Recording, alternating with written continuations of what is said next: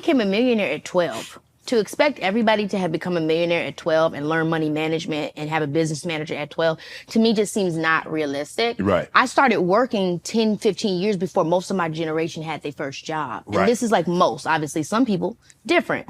But no, I don't hold people to those standards. You know what I Okay. mean? Like I feel like if I wanted somebody that made as much as me, this would be a date and not an interview. Because okay. So I feel like when it comes to guys our age, every now and then you might find somebody that's out there making it. But most of the time, they're going to be, my mom and dad, they went 50-50 all my life. Right. So when I hear some of the stuff that people are saying, you know what I'm saying, about relationships and dating, I'm just kind of like, I don't know how that's going to work, but maybe I'm tripping. But how about this? Maybe the guy that makes as much as you, more than you, you're not interested in. Or is not interested in me. You know, it goes both ways. Yes. When you're basing things, I think, off of just totally financial or totally off of good looks Right. or totally off of whatever. Right. Your list becomes smaller and smaller and Correct. smaller and Yes, smaller. yes. And I also think, hey, you should have boundaries and limits. You can't, there is I'm too open. You know Yeah. what I'm saying? You Right. might find yourself with John Joe that live on the corner. Right. You know, so there has to be some leeway just as much as there has to be some twiddling it down. Right. But I don't necessarily agree with, you know, again, for everybody's lifestyle. Right.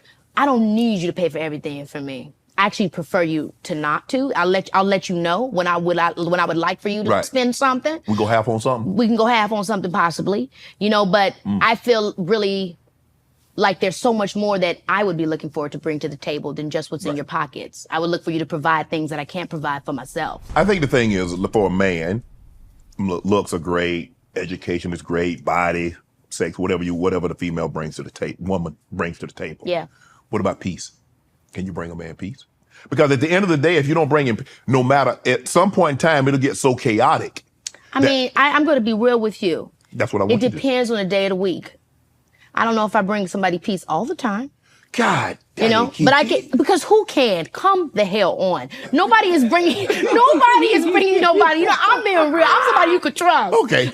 Because sometimes I might be too much. Yeah. You know what I'm saying? But at least I have some business to head to. Yeah. You know, when I get on your nerves. Right, So okay. I think, you know, I'm realistic with what I expect. Okay. From people. Yes. From men and women. Okay. People gonna get on your nerves. And I use my parents as that example. Right. You don't get to 30 plus years without getting on somebody's nerves, without disappointing somebody, without Yeah. hurting somebody's feeling, without growing through something, Right. forgiving, loving, having compassion, understanding, and arriving at the place where you could say, huh, I really love you. Right.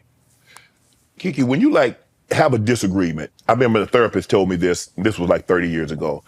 She said, Shannon, are you arguing to be right or are you arguing for right? I'm arguing with us against the problem. But I have argued to be right. Ah, come on, you know. Yeah. You can I be have. right and lose a relationship, though. Yes, you can. You can. And that's how you've learned. Yes. Yes. That's how you've learned. I've definitely argued to be right, but then I learned that, okay, wait a minute. And I talk about this in my book too, where We're gonna get it's to a that. conversation Yes, though. yes. It's a conversation that you have with yourself, right? Where you're like, oh, wait a minute.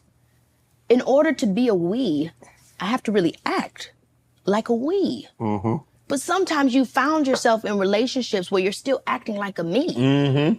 And then you have to ask yourself, do I even want to be a we? That's a real question that these is, days. absolutely. Do I really, and not even, I won't even say these days, all the time. But I think that obviously we're in a different place financially where some, you know, back in the day, women couldn't even stand on their own. But now that people, you know, can more often than not equally stand on their own, you're asking the question of, do I want to consider someone else? And I 100% do believe there is autonomy in deciding to commit yourself. I was having this conversation with my homegirl.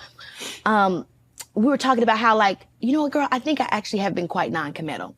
And let me put it like this. A lot of people see non-committal and they think about guys. They want to have a bunch of options and da-da-da-da. Okay, well, no, I'm not non-committal in the sense where I wanted to have a bunch of options, but I knew that I did. And I had no patience for anyone that didn't fit in this little tiny box that I created for them. Right. And that's when I realized for myself, oh my gosh, that is also a version of being non-committal, because you're just not trying to commit to the realization that, girl, somebody's gonna get on your nerves. Exactly. You know, if you just keep trading everybody out, or you keep just moving on, or you cutting yourself off, then you're never gonna get to what ultimately commitment is, which is really loving and caring for somebody for being who they are and all that comes with that. And, again, I think it's a choice. It's okay to not want that. But I don't think that in order to have that, you have to lose yourself. Right. Because it's you that has decided to give yourself to that. Right. But it's a lot that goes into it. Well, the quickest way if you want to find out if you want to be a we, get into a disagreement with your partner.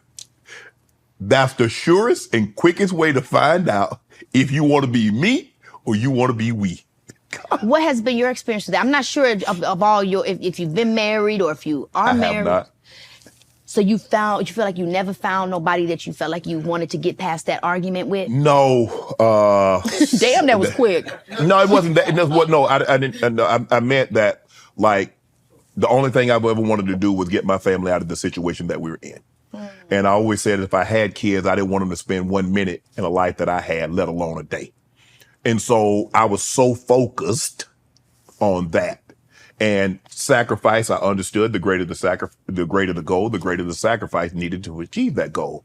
And so I missed out. Yeah, I think one of my biggest regrets is that everything that I've accomplished professionally, as being football or doing it now, that I really haven't had a whole lot of people to share it with. But you're so handsome and still young and vibing. Why is it over now? It ain't over. I know that's right. It ain't over. It ain't over. I just get started. But I do get what you mean. It can feel like time has passed you by. Yeah. It can, but it hasn't. It hadn't. But it does. It can feel like that. Okay. I still got hope.